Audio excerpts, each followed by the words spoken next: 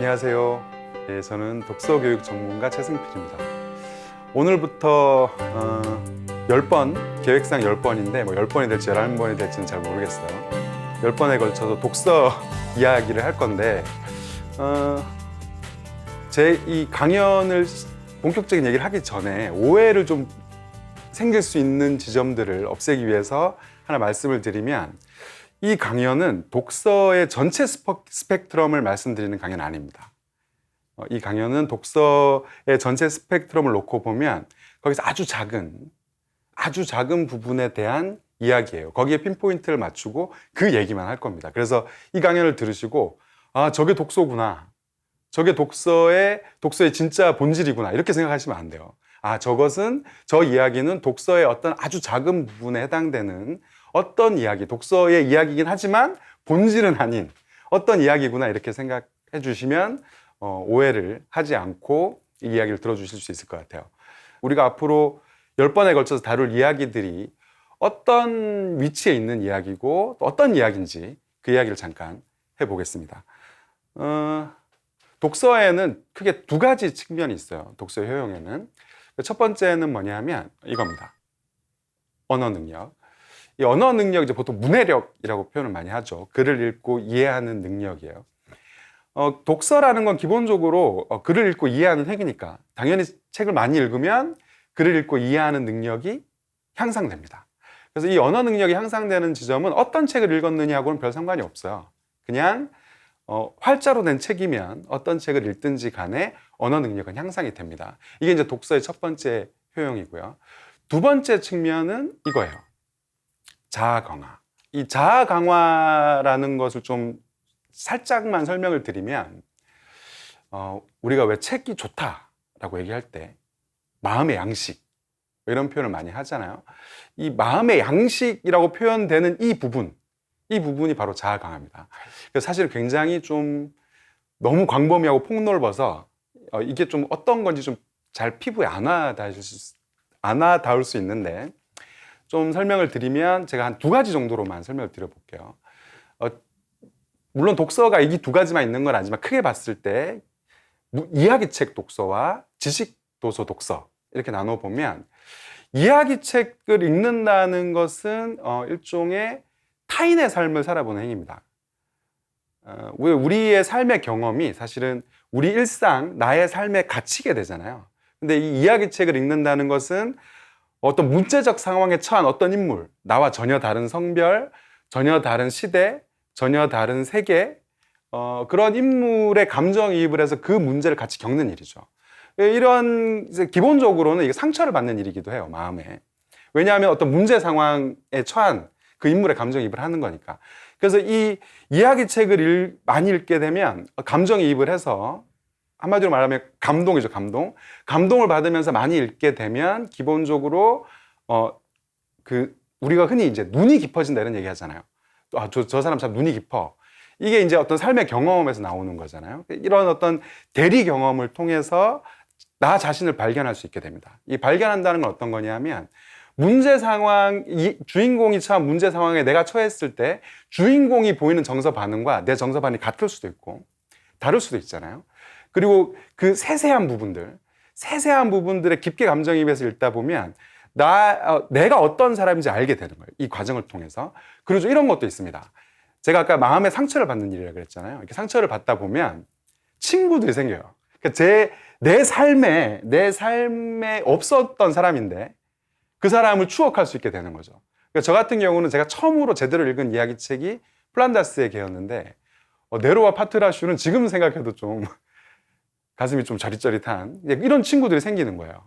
이런 친구들이 생기는 일이기 때문에 일단 기본적으로 이야기책을 읽는다는 것은 나의 정서, 나의 감정, 그리고 이런 것들을 깊게 만들 수 있고 내가 어떤 사람인지를 발견할 수 있게 해주죠. 근데 지식도서를 읽는 것은 조금 다른 차원인데, 이야기책을 읽는 것이 나를 발견하는 독서라면 지식책을 읽는 것은 세상을 이해하는 독서입니다. 사실 근데 세상을 이해하는 게 왜 자아 강화야? 라고 생각할 수 있잖아요. 근데 사실 나라는 존재는 나 혼자 이렇게 우주에 덩그러니, 절대 무의 공간에 덩그러니 있는 게 아니잖아요. 세상에 땅에 발을 붙이고 있고 내가 세상의 어느 지점에 어떤 곳에 왜 위치하고 있는지를 아는 것이 사실은 나를 아는 것이거든요. 민주주의를 아는 사람, 예를 들어 독서를 통해서 민주주의의 작동 원리와 민주주의가 어떻게 만들어졌는지 아는 사람이 사회의 어떤 현상들이나 사건들을 바라보는 것과 그렇지 않은 사람이 바라보는 게 다르죠. 그리고 뭐 이런 것도 있습니다. 어떤 사람이 이제 천체 물리학을 되게 좋아해서 많이 읽었어요. 그러면 내가 지금 이 우주 역사에서 어느 지점에 왜 여기에 이런 모습으로 서 있는지를 알게 되는 거예요. 이런 것들, 그러니까 제가 아까 이야기처럼 감동의 형태로 온다 그랬잖아요. 근데 이 지식도서는 어떤 형태로 오냐면 감탄의 형태로 옵니다. 깨달음이죠. 오, 그게 그런 거였어? 와, 그게 사실 이런 거였단 말이야? 이런 식의 깨달음의 형태로 오는 거예요. 이야기책을 읽으면서 정서가 강해지고 지식도서를 읽으면서 자꾸 세상을 알다 보면 이야기책을 읽을 때 내가 알고 있는 지식이 이야기책을 이해하는 것에 또 강화시켜 주기도 해요. 이런 식으로 이제 나 자신을 알게 되고 계속 이런 걸 해나가다 보면 우리가 이제 흔히 통찰력이라고 얘기하는 이런 것들도 생겨나고 이 독서가 주는 굉장히 많은 실제로 독서의 본질이라고 할 수 있는 이런 효과들을 내 것으로 만들 수 있죠. 자, 그러면 이 언어 능력과 자아 강화의 비중이 어느 정도냐, 독서 전체 효용에서 제가 이제 흔히 초코파이 비유를 많이 듭니다. 초코파이 이렇게 뜯으면 초코파이 꺼내잖아요. 이게 자아 강화예요.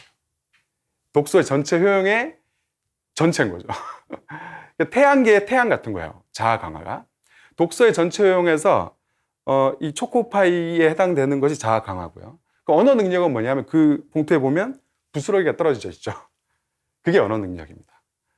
그런데 저는 이 독서의 본질에 해당되는 자아 강화 얘기는 한마디도 하지 않을 거예요. 오로지 언어 능력 얘기만 할 겁니다. 왜 언어 능력 얘기만 하느냐?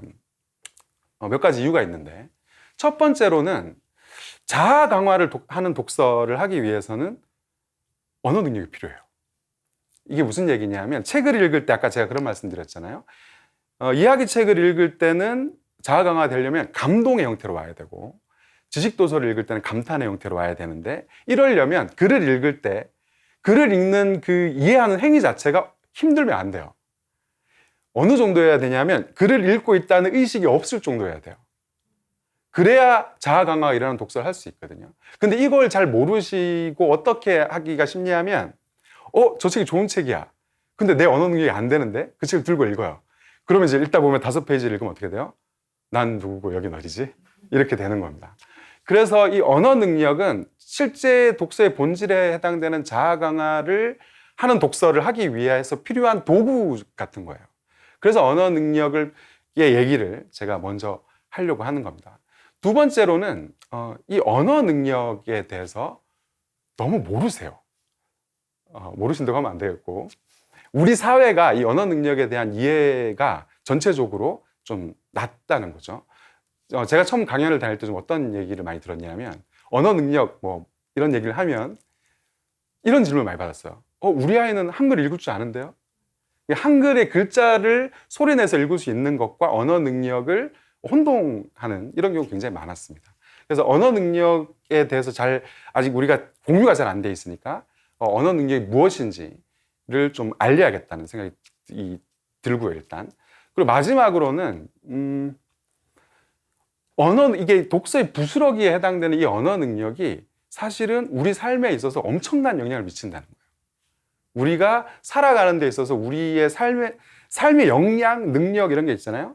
이것의 아주 큰 부분을 차지한다는 겁니다. 이 언어 능력이. 그래서 제가 이제 앞으로 한 몇 강에 걸쳐서 공부 얘기를 할 거예요. 공부 얘기를 할 건데 이걸 좀 어떻게 봐주시면 좋으냐 하면, 왜 그러면 공부 얘기를 하느냐. 언어 능력의 효과, 언어 능력의 어떤 힘을 수치적으로 보여줄 수 있는 거의 유일한 지점이기 때문이에요. 이게 공부를 잘하기 위해서 책을 읽어야 된다는 게 아니라 언어 능력의 효과를 수치적으로 이해하기에 이 공부가 가장 쉬워요. 왜냐하면 항상 점수로 나오는 거니까. 그래서 공부를 얘기하는 거지, 공부를 잘하기 위해서 책을 읽어야 돼 이런 얘기를 하는 게 아닙니다. 이걸 꼭 이해해 주셨으면 좋겠어요. 그러면 바로 공부 얘기를 해볼게요. 이런 얘기 많이 하죠. 요즘 공부는 우리 때랑 달라. 이런 얘기 많이 하잖아요. 경쟁도 엄청 치열하고 애들 공부 너무 열심히 하고 너무 똑똑하고, 그래서 조금만 실수하면 쫙 미끄러져서 따라갈 수 없어. 이런 얘기들을 많이 하죠. 자, 이렇게 요즘 공부가 다르다 이렇게 느껴지는 이유가 뭘까요? 왜 우리는 이렇게 생각할까요? 첫 번째는 이겁니다. 실제로 아이들이 공부를 많이 해요. 점점 더 많이 하고 있죠. 제가 강사생활 처음 시작했던 15년 전에도 많이 했는데 점점 더 많이 하고 있습니다. 우리 부모 세대 때 내가 저 나이 때 어땠지? 하고 생각해 보면 비교가 안 될 정도로 이렇게 공부를 많이 하다 보니까 아이들이 또 뭐가 있냐면 지식이 많아요. 막 이런 경우도 있습니다. 7살짜리가 세계화를 얘기해요.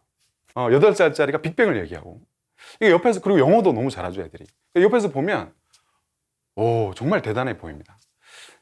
이걸 제가 좀 실감나게 좀 말씀을 드려볼게요. 제가 이제 15년 전에 처음 강사 생활을 시작했을 때 저도 이런 생각하고 있었어요.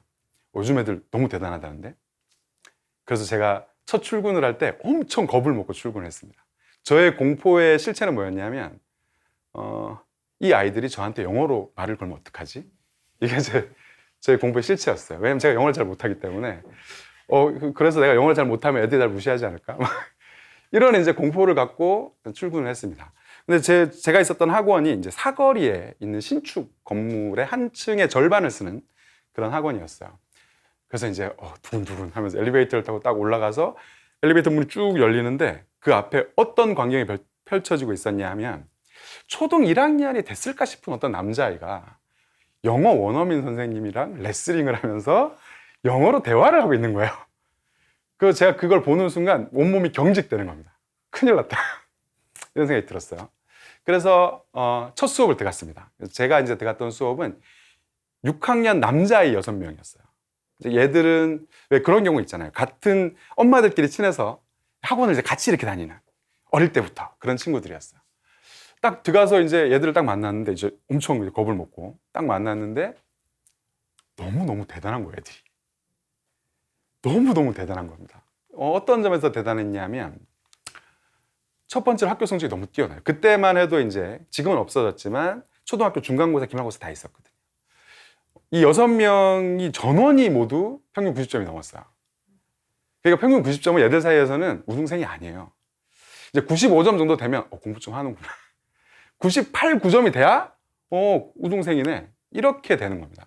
일단 이렇게 학교 성적이 뛰어났고, 두 번째로는 학원에서 영어 수업을 듣는데 레벨로 나눠서 듣잖아요.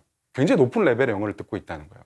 저는 그게 무슨 소리인지는 잘 모르겠지만 그 친구들이 하는 얘기가 자기들이 해외여행을 가면 자기들이 외국인들이랑 이렇게 얘기를 해서 이렇게 한다는 거예요.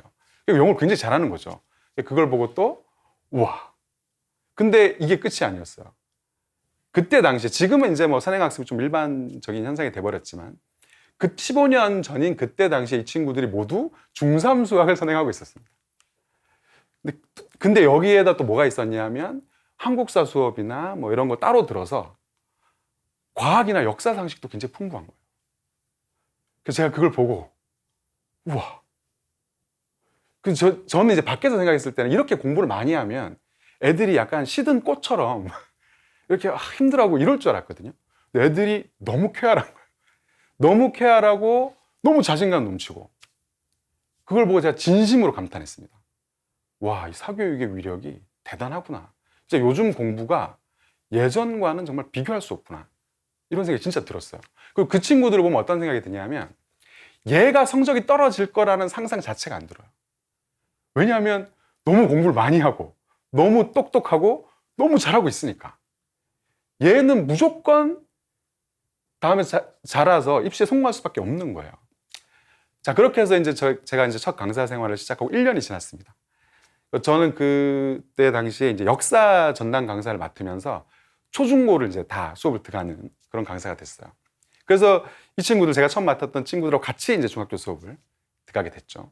그래서 중학교 수업 들어가서 그때 당시만 해도 이제 자유학기제가 없었습니다. 그래서 1학년 1학기 때 바로 시험을 쳤는데 깜짝 놀랄 일이 벌어진 거예요. 제가 그때 받은 충격은 정말 이루 말할 수 없었는데 이 6명의 친구가 성적이 쫙 떨어진 거예요. 중학교 들어가자마자. 한 명만 간신히 90점을 넘고 나머지 5명이 80점, 70점, 심지어 60점대인 아이도 한 명 있었어요. 믿을 수가 없는 거예요. 어떻게? 얘들이 왜? 그래서 제가 너무 놀라서 우리 선배 강사님한테 가서 막 호들갑을 떨면서 얘기를 했어요.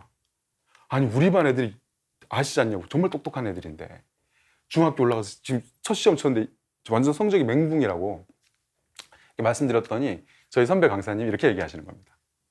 원래 그래요. 중학생이잖아요. 이러시는 거예요. 예? 그랬더니 아유 고등학교 가면 더 해요. 이러는 거예요. 저는 그때 몰랐어요. 근데 이게 상급 학교로 진학할 때 아이들의 성적이 이렇게 떨어지는 현상, 변동이 일어나는 현상이 사실은 굉장히 일반적인, 그전부터 늘 있어 왔던 현상이었던 거예요. 그래서 교육계에 굉장히 오래된 격언이 있죠. 초등 성적은 엄마 성적, 중등 성적은 학원 성적, 고등 성적은 학생 성적. 이걸 제가 그때 처음 봤던 겁니다. 실제로 아이들이 제가 강사 생활하는 12년 동안 이런 현상은 계속 반복적으로 일어났어요. 근데 이런 거죠. 근데 이렇게 똑똑했던 친구들이 성적이 떨어지잖아요. 이거를 이제 보통 학부모님들 어떻게 체감하시게 되냐면 옆집 똘똘이, 친척 누구 이런 식으로 체감하게 돼요. 옆집 똘똘이가 초등학교 때 공부를 그렇게 잘하고 그렇게 똘똘한 애였는데 중학교 가서 성적이 떨어졌어. 친척 누구가 중학교 때 공부를 그렇게 잘했는데 고등학교 가서 성적이 떨어졌어. 이렇게 일종의 괴담처럼 떠돌게 되는 거. 그럼 어떻게 돼요? 공부를 더 많이 시키게 되죠. 사실 사교육이 강화된 건 이런 메커니즘이 있는데 계속 강화되는 거예요. 이런 식으로. 근데 이런 식으로 진행되지만 이 현상은 전혀 완화되지 않았어요. 그럼 이 현상이 구체적으로 어떤 식으로 일어나는지를 제가 잠깐 말씀드릴게요. 성적에는 이제 크게 4가지 유형이 있습니다. 초등학교부터 고3까지 놓고 보면 성적에는 4가지 유형이 있는데, 만약에 자녀분들이 이 방송을 보고 계신 자녀분들이 뭐 영유아거나 초등학생이면 이 4가지 유형 중에 하나일 수밖에 없어요. 왜냐하면 이 4가지 유형 도합이 100%이기 때문에. 자, 첫 번째 유형은 이겁니다. 공부를 잘했던 친구가 쭉 잘하는 경우. 이거는 사실 우리 부모 세대 때는 이런 경우가 굉장히 많았습니다. 확률적으로 굉장히 높았죠. 그런데 지금은 현실적으로, 지금 요즘 공부로 말씀드리면, 요즘 공부가 다르다 했을 때, 요즘 공부로 말씀드리면 부모님들이 생각하시는 것보다 훨씬 적어요. 10명이 있으면, 초등 우등생 10명이 있으면 고등학교 때까지 우등생일 확률은 10% 미만이라고 보시면 돼요. 10명 중에 1명이 살아남을까 말까, 이런 식인 거죠. 두 번째 유형은 뭐냐? 못했던 애가 쭉 못하는 경우. 이거는 우리 때랑 체감이 똑같습니다. 굉장히 많아요. 자, 그럼 근데 이 1번 유형과 2번 유형을 합친 것보다 더 많은 유형이 있습니다. 비율적으로. 저는 이 유형을 저 혼자서 그냥 약간 반농담식으로 대한민국 표준 모델이다, 이렇게 부르는 유형인데, 그게 뭐냐 하면 공부를 잘했다가 못하게 되는 유형이에요. 자, 이거가 이제 우리나라는 초등 우등생이 굉장히 많기 때문에, 초등 우등생이 굉장히 많다 보니까 초등 우등생이 중학교 올라가서 성적이 쭉 떨어지는 현상이 굉장히 크다 보니까 이 유형이 이제 가장 많은 거죠. 자, 4번째 유형은 공부를 못했다가 잘하게 되는 유형입니다. 이 유형은 아까 제가 1번 유형은 생각보다 적다 그랬잖아요. 이 4번 유형은 생각보다 많아요. 4번 유형은 좀 어떤 식이냐면 10명의 학생 클래스를 이렇게 해보면 그중에 1명 정도 나와요. 그중에 1명 정도. 그러니까 굉장히 많은 거죠. 그러면 이제 제가 좀 설명을 한번 드려볼게요. 1번 유형, 2번 유형, 3번 유형, 4번 유형을 놓고 봤을 때 사실 나머지 유형은 크게 설명드릴 게 없을 것 같고, 4번 유형을 설명드리면 그게 성적 어떻게 오르지? 이런 생각이 들잖아요. 뭐 이런 식으로 오를 때, 저 같은 경우에 제가 봤던 이제 케이스들 중에는 굉장히 좀 특별한 어떤 패턴이 있어요. 그래서 공부를 못하는 상태, 이제 초등학교 때 공부를 못하는 상태가 좀 심합니다. 어느 정도 심하냐면 평균 50점, 60점 이래요. 초등학생이 평균 50점 맞기가 쉬운 일이 아니거든요. 보통 남자아이들이 많습니다. 여자아이들보다. 거의 이제 저희 이제 남학생들 아들 이제 키워보시면, 저도 아들을 키웁니다만, 초등학교 한 6학년 때까지는 어머니들이 보시기에 과연 같은 사람이라 할 수 있는가? 좀 이런 느낌이 드시죠? 저희 남자들이 좀 그래요. 어렸을 때는 막 이게 날아다니잖아요.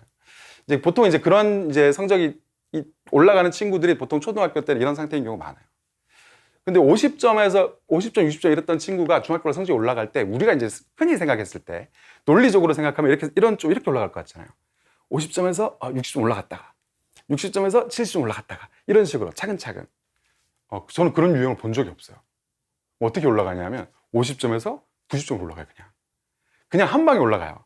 아예 안 올라가거나, 물론 이제 전국을 다 뒤져보면 있겠죠. 뭐 이렇게 올라가는 친구들 당연히 있겠죠. 근데 제가 봤던 아이들은 다 5, 60점에서 한 방에 89점, 90점, 뭐 92점 이렇게 올라가요, 평균이. 이게 한 방에 올라갑니다. 자, 이렇게 올라가는. 근데 이 성적 변동, 뭐 공부 잘했다는 쭉 잘하고 못했다는 쭉 못하는 경우는 뭐 설명할 게 없잖아요. 그럼 성적 변동이 이 성적이 떨어질 때도 그렇고 올라갈 때도 그렇고 이게 좀 특별한 그 시기가 있어요. 저는 이거 볼 때마다 아이들이 약간 한 12년 정도 보다 보니까 애들이 약간 연어 때처럼 보이는 거예요. 연어가 이렇게 때가 되면 이 올라오잖아요. 이 강으로. 그런 것처럼 어떤 특정 시기가 되면 성적이 싹 바뀌는 거예요. 2번에 걸쳐서 바뀌는데 그게 언제냐면 초등 6학년에서 중학교 1학년 올라갈 때. 지금은 이제 중학교 1학년들이 시험을 안 치니까 지금 중2가 되겠죠. 또 어떨 때 올라가냐면 중3에서 고1 올라갈 때. 이때 바뀌어요. 자, 이때 바뀌는데 좀 이상하잖아요. 이거 왜 바뀔까? 왜 이때만 바뀔까? 이 현상 때문에 생기는 또 착시가 있습니다. 우리가 왜 흔히 공부를 잘했던 애가 쭉 잘할 것 같잖아요. 이 현상이 생기는, 공부를 잘했던 애가 쭉 잘할 것 같은 이유가 뭐냐면 초등 때는 초등 우등생이잖아요. 초등 시절 내내 우등생이에요. 맞아요, 그거는. 중학교에서 우등생이잖아요. 그건 중등 내내 우등생입니다. 대부분. 고등학생 때 우등생이면 고등학생 내내 우등생일 확률이 굉장히 높죠. 근데 어떨 때 바뀌냐면 초등학교에서 중학교 올라갈 때 성적이 바뀌고요. 중학교에서 고등학교 올라갈 때 성적이 바뀌는 거죠. 그래서 그 성적이 바뀐 것을 아까 관용어구로 뭐라고 한다고요? 초등 성적은 엄마 성적, 중등 성적은 학원 성적, 고등 성적은 학생 성적, 이렇게 얘기한다는 거죠. 그러면 이런 현상이 왜 발생하냐는 거예요. 왜? 우리 때랑 좀 다른 거죠.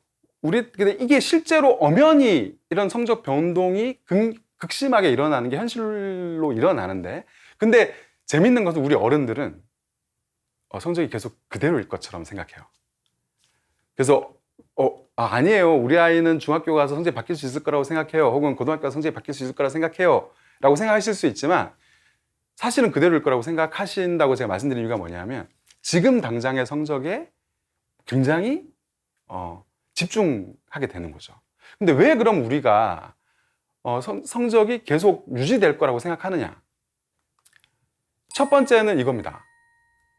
기초의 중요성. 저는 이걸 기초이론이라고, 공부의 기초이론 이렇게 부르는데, 이 기초이론이라는 건 뭐냐면 초등학교 1학년 공부를 잘한 애가 초등 2학년 공부를 잘하고, 초등 2학년 공부를 잘한 애가 초등 3학년 공부를 잘하고, 이건 거죠. 자, 논리적으로 너무 완벽하죠. 너무 완벽하잖아요. 그리고 두 번째는 이겁니다. 제가 아까 말씀드렸던 것처럼 우리 부모 세대 입장에서는 공부를 잘했던 애가 쭉 잘하는 게 맞거든요.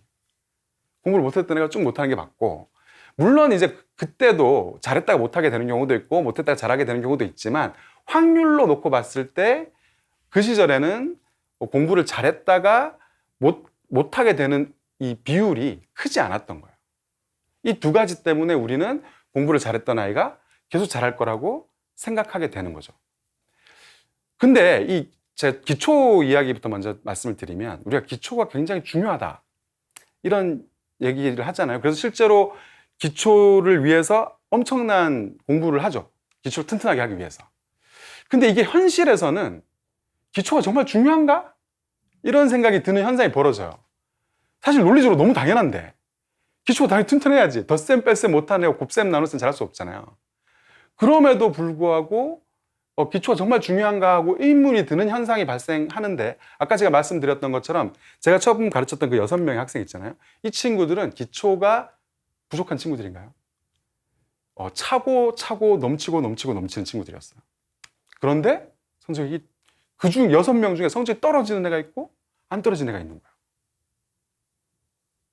왜 다 기초가 차고 넘치는데? 왜요? 이제 이런 의문이 들죠. 두 번째로 제가 아까 성적이 이렇게 올라가는 친구들 있잖아요. 평균 50점, 60점 이 친구들. 이 친구들 같은 경우는 성적이 오르면 안 돼요. 기초가 없는데? 기초가 없잖아요. 5, 60점인 친구가 기초가 있을 리가 없잖아요. 근데 그런 친구들이 제가 아까 말씀드렸던 것처럼 제가 수업을 해보면 10명 있으면 1명 정도 나온단 말이죠. 이게 뭐냐는 거예요, 이게. 자, 그러면 기초 이외에 뭔가가 있는 거예요. 이렇게 한번 생각해 보자고요. 초등 6학년인 어떤 아이가 있어요. 중학교 들어갈. 그 아이가 기초가 없어요. 자, 그래서 덧셈 뺄셈부터 다시 해야 돼. 예를 들어. 그러면 1학년이 덧셈 뺄셈을 하는데 어느 정도 시간이 걸립니까? 익히는데. 1년이 걸려요. 근데 만약에 초등 6학년 아이가 덧셈 뺄셈을 한다고 생각해 보자고요. 그럼 얼마나 걸릴까요? 길게 잡아도 30분 정도 걸릴 겁니다. 덧셈 뺄셈을 배우는데. 그러니까 그럼 여기서 이것도 생각해 볼 수 있는 거예요. 그럼 이 격차는 어디서 오느냐? 초6은 왜 그걸 30분 만에 할 수 있고, 초등 1학년은 왜 그걸 1년에 해야 되지? 이거에 대한 또 의문이 생기죠. 지금 실제로 교육 현장에서 벌어지고 있는 어떤 이 성적의 큰 흐름에 대해서 말씀을 드렸어요. 자, 이걸 가지고 다음 시간에는 그러면 그 성적 변동이 일어나는 힘이 어디에 있는지, 그게 뭔지 그것에 대해서 다뤄보도록 하겠습니다. 오늘 강연은 여기서 마치도록 하겠습니다. 감사합니다.